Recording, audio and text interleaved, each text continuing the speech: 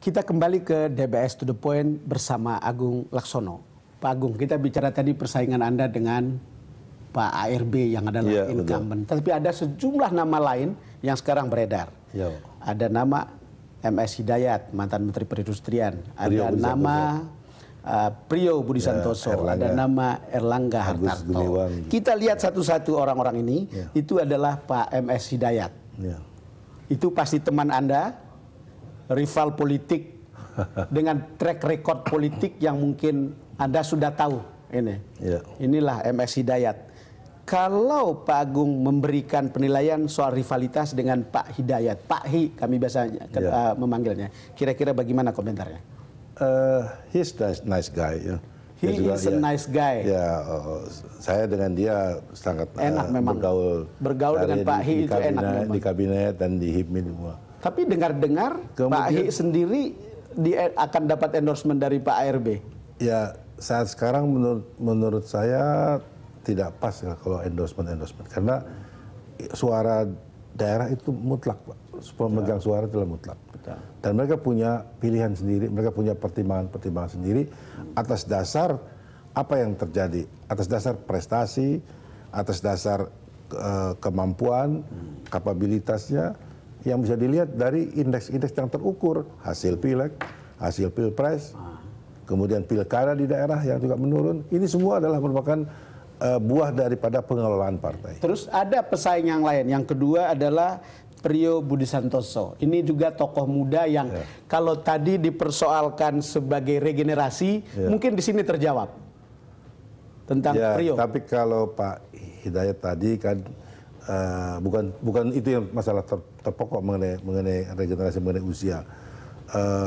Banyak mengenal bahwa beliau lebih kepada habitat utamanya bukan di dunia politik tapi di dunia bisnis.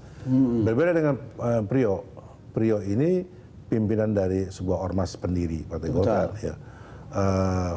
Hanya barangkali pengalaman di dalam pemerintahan dipandang belum ada, meskipun di parlemen cukup tinggi sampai wakil ketua DPR. Itu banyak anak. Coba kita lihat sosok Priyo ini, kan sudah banyak juga dikenal ya. Tadi Pak Agung sudah mengatakan tentang dia. Jadi kalau Anda lihat rivalitas dengan Priyo, kira-kira seperti apa? Kan sudah lama di DPR juga. Kalau semua tetap harus saya pandang, tidak boleh pandang enteng. Ya. Semua punya kelebihan-kelebihan. Ya. Priyo juga usianya masih muda. Meskipun di partai kami ini, di Partai Golkar, masalah jam terbang sering dipertanyakan juga. Pak Agung sendiri jam terbangnya sudah lebih dari 40 tahun mungkin ya di Golkar. Sekarang sudah 50 tahun. Lalu kemudian ada satu lagi, itu ada Agus Gumiwang. Yang sekarang katanya orang-orang yang katanya didukung oleh kelompok-kelompok muda di Golkar. Ini dia. Ya, saya kira ini juga punya potensi, usia masih muda, pendidikan bagus, dan selama ini track recordnya di parlemen juga baik. Tapi kembali soal memimpin partai memang sebaiknya sudah punya pengalaman yang multidimensi. Tetapi memang Golkar dari dulu selalu memperlihatkan orang yang mature. Biasanya umur 50 ke atas pada umumnya. Ya, banyak kalau saya pinjam istilah, ada yang mengatakan yang kader yang mumpuni itu apa sih? Ini adalah Hajrianto Tohari. Ya, Tohari. Ini juga sebagai tokoh kader Golkar yang potensial. Dia sekarang mantan wakil ketua MPR. Dan track recordnya juga baik. Saya mendengar, hanya memang belum pernah saya melihat, banyak orang mengatakan belum pernah menduduki pada pos-pos pimpinan. Kemudian satu lagi. Ini Zainuddin Amali, ini juga salah satu anggota DPR yang kemudian kita lihat menjadi disebut-sebut sebagai calon ketua umum. Disebut-sebut sebagai salah satu calon. Erlangga Hartarto juga sebagai orang yang muda, ketua muda, dan pengalaman selama ini menunjukkan track record yang baik. Hanya memang masih pada jenjang yang masih belum memperlihatkan pada luas. Pak Agung, kalau lihat para kandidat tadi, Golkar itu colorful, artinya kadernya sebetulnya banyak. Oh, banyak sekali, Pak, banyak sekali. Itu yang sering disebut-sebut. Mungkin ada yang tidak disebut-sebut bisa muncul. Ya, tidak disebut-sebut, tapi ada top level itu ada ARB, ada Anda, kira-kira itulah.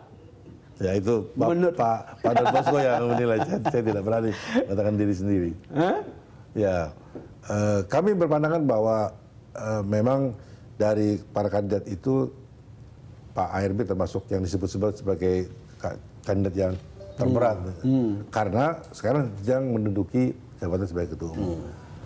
Tapi saya kira itu tidak boleh membuat ciut. Dan kami tidak kemudian menjadi khawatir dan takut menghadapinya. Tapi yang diminta adalah semuanya asal dilakukan berdasarkan aturan yang ada. Sekarang memberi peluang yang sama. Kalau sekarang Anda maju, kan bisa saja Anda merangkul para kandidat yang lain kemudian untuk katakanlah udah kita sama-sama aja bersaing untuk melawan Pak ARB begitu. Ya, kami juga selalu membina hubungan baik komunikasi dengan para calon-calon, disamping dengan ARB sendiri, dengan para calon yang lain. Bahkan seringkali bertemu yang disebut dengan 7 calon ketua umum, beberapa kali kami mengadakan pertemuan, semata-mata untuk menilik dan melihat apakah prosedur dijalankan oleh DPP. Masalahnya karena ketua umum Partai Golkar sekarang menjadi salah satu kandidat. Kalau tidak, barangkali berbeda. Apa yang membuat Pak Agung merasa berbeda dari para kompetitor yang lainnya, kira-kira? Sebenarnya saya tidak merasa berbeda, Pak. Tidak merasa berbeda? Tidak merasa berbeda. Saya hanya barangkali saya punya pengalaman, ya. Dan kami dari sejak awal sudah terbuka bahwa ingin maju sebagai calon ketua umum sudah kami lama disampaikan. Baik Pak Agung, kita akan lanjutkan lagi perbincangan kita. Pemirsa, kami akan kembali setelah jeda berikut ini.